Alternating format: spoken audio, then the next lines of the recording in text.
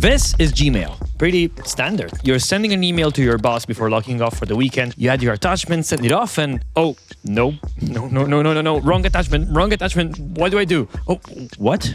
Undo send? Yes. But wait a second. How is this possible? In 2009, this guy, Michael Leggett, an engineer at Google, sent an email by mistake to the wrong Larry. Embarrassed by his mistake, that's when it hit him. We use Ctrl-Z all the time, so why can't I Ctrl-Z and undo an email? And that's when he came up with this. See, when you hit send on Gmail, your email doesn't actually go anywhere. It sits in a hidden queue for 5, 10, 20 or 30 seconds. You can change this in the settings. And only then Gmail sends it off for real. This artificial delay is technically something bad. Every single email in the world sent with Gmail arrives 5 to 30 seconds later than it should. But it's so important that Google literally made it impossible to turn this off. See, our technology is not designed for perfection or speed or aesthetics. It's secretly designed to make up for how humans fail. It's designed for imperfection. And once you realize this, you'll start to see how this is everywhere in the tech that you use every single day. I'm Enrico, and on this channel I go behind the scenes of the design, engineering and psychology of the tech we use every day. But to start, let me go...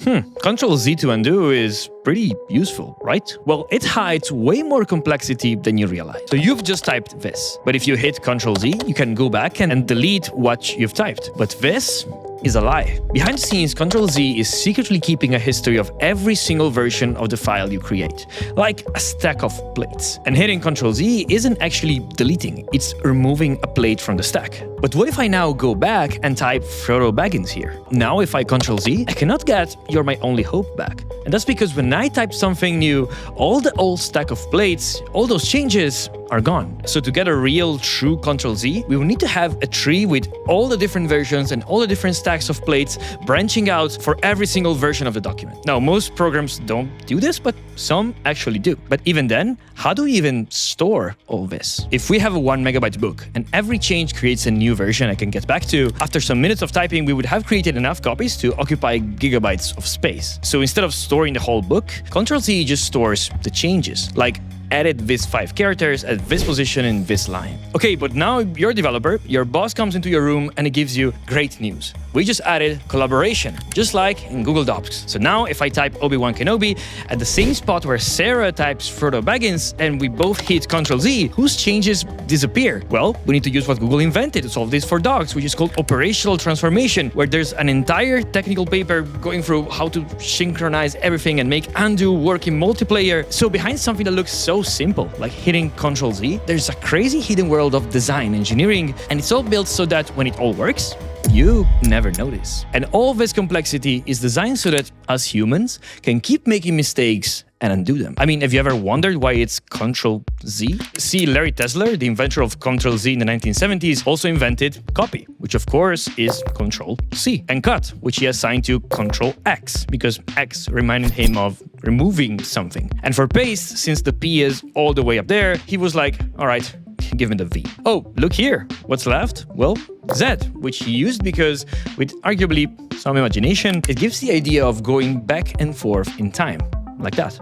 And after 50 years, designers and engineers keep finding ways to make this not just better, but more human. But Ctrl-Z is just the beginning, because once designers and engineers realized that humans need forgiveness built into our tools, that's when they thought, well, what if instead of letting you correct your mistakes, we don't just prevent them altogether? And that's when things got really interesting. See, for the longest time, if you made a mistake, your tech was like, oh, you made a typo on this long, complex terminal command and only one character is off? Too bad, I'm just not gonna accept this and good luck finding out what's wrong. Then we started getting smarter. In Microsoft Word, when you make a mistake, you have the famous zigzaggy red line that tells you, hey, you messed up, so that you can go and fix it yourself. But over time, what happened is that we started adding more and more forgiveness to our tech, making it less perfect and more human. If you search on YouTube for something and you misspell it, YouTube brings you to a search for the corrected spelling. And it adds this little, did you mean this? in case you actually wanted to search for the wrong spelling. So effectively, they fix your mistake, but still tell you subtly that you made a mistake. But now we just went up another level. You can now type absolute garbage into ChatGPT or any other AI chatbot, and it still knows what you mean. It's actually pretty good at it. Typos don't even matter anymore. Hell, you can even ramble in voice mode for 5 minutes, and it's still scarily good at understanding exactly what you meant. We've gone from "you made a mistake, let me fix it for you" to "mistakes don't matter at all." And this evolution is happening everywhere. Take deleting something. It's the most dangerous action you can take in tech. 40 years ago, if you typed this command to delete things in a folder, but instead of the folder path, you just type /, it would delete everything on your machine. No warning, just gone. And that's not how real-life human behavior works. So we evolved to the trash can, where deleted files are not really deleted, but they go in this sort of a limbo. And only then you can manually go and delete them for real. But today we managed to make this really dangerous action even more human. In Google Photos, if you delete a photo, it stays in the trash for 60 days. And so you don't even have to remember to delete them forever. And even so, it's still recoverable for another 30 days. We've gone from punishing mistakes to preventing them entirely, sometimes in ways much more subtle than you imagine. In the To-Do app Things Free, for example, if you type June 31st, which doesn't exist, it quietly changes to July 1st. It doesn't even show you an error, doesn't make you feel dumb, just fixes it. The tiniest details in our tech are designed for our imperfect human nature. Take a look at this button. I know, it feels wrong, but why? Because when I tap, the action happens immediately and without any feedback. Imagine if this was a buy now button for an e-commerce or a submit button for an important application. But watch what happens if we redesign this so that when I press the button, it shows me visual feedback and it doesn't trigger the action until I release the tap. It feels much more natural. And what if I change my mind mid-tap? Well, a well-designed button, when I drag my finger away, would discard the action. And when I put my finger back, it should trigger it again. This is not something native. Someone had to spend the time and effort to design this behavior, and most of you would never realize that it's there. Video games take it even further. You know in Mario when you jump off a cliff, but somehow you still manage to jump? That's called coyote time, named after Wile E. Coyote, when he's hanging in midair before falling. Games give you a few extra milliseconds to jump, even after you're already left the platform, because human reaction time isn't perfect, so the game needs to pretend that it is. We've built a world where mistakes are temporary. Deletion is reversible, and your indecision is just part of the process. 20 years ago, if you forgot to hit Ctrl+S to save, you lost everything. Now, Google Docs or Notion or Figma by default save every change, so you don't have to worry about it. But forgiveness is not just about how we mentally work as humans, but our physical mistakes as well. Because things get even weirder when we have to build for our physical mistakes. See, right-click menus are actually genius because they appear exactly where your mouse is already. There's this thing called Fitts law that says that the time it takes to hit a target depends on how far away and how big is it. Closer and bigger equals easier to hit. But in building something that looks so simple, like a menu next to your mouse pointer, we had to deal once again with human mistakes. You know when you hover over a menu item and it opens a sub-menu? Well, watch what you naturally do. You don't move horizontally, then vertically, you go diagonal. You'll go straight towards the thing that you want. Problem is, that diagonal path takes your mouse outside the menu, closing it. So a few months ago, I visited Notion's headquarters in San Francisco, where their designers showed me how they had to build for exactly this problem. If I hover here, you'll notice it's like diagonal and it doesn't close the submenu. There's actually math that is calculating the geometry between where the pointer is and the corners of this menu. Because if it closed immediately, if you go down, it'd be really frustrating to go there. And there are so many more examples of how we design things with human physical imperfection in mind. If I click slightly off of this checkbox, it will still turn it on because it's just a tricky target and people are imperfect. But other than being my organization tool of choice to manage this channel and my startup Flask, Notion is also the sponsor of this video. So let me show you something that they just released, Notion Agents. You can think of them as mini specialized workers that can take even complex sequential actions across your Notion database, but also in many other tools. For example, pulling up all the information about a specific topic or keyword, even if it's spread out across Notion, Slack, and Mail. If you're organizing an event and you have emails and messages on who is and is not coming, you can ask a Notion agent to create an updated table with everyone's status linked to each message and email email that you received. Agents can do work for you, like reorganize your project tracker with updates that just arrived in real time. Now, I'm a fan of creating my Notion setup manually. I find it very relaxing. But if you're not into that, you can ask Notion to create it for you. All the views, databases, and boards that you need. Plus, it learns how you work. Not from you telling it some rules, but from watching patterns. Like if you always add meeting notes in a certain format or tag sponsors in a specific way, it picks that up. You can try Notion for free with a link in the description to start working with Notion agents. But let's get back to the video, because when we don't design with the rules of imperfection in mind, you feel it. If you're on Spotify on desktop, you click on this and you would expect to expand the album view. But the panel doesn't appear close to where you are, it opens all the way over there. Your eyes and mouse have to travel across the entire screen. It feels wrong because it violates Fit's law. But sometimes it's not about correcting mistakes or even preventing them, it's about using the times people actually don't make mistakes to your advantage. This is Kevin Systrom, and he was one of the guys working on Gmail. And take a look at how they use this trick. When I worked on the Gmail team, you know what they did?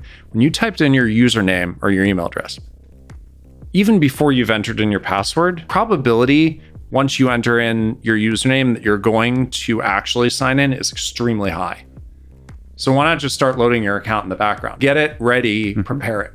I always thought that was so fascinating and unintuitive. But see, he didn't just work at Gmail, because later on, he left Google to found a new little company called Instagram, and he built it using the exact same trick. You'd take your phone, you'd take the photo, and then you'd go to the edit screen where you would caption it. Why don't we just do that, but like, we'll just upload the photo and like assume you're gonna upload the photo.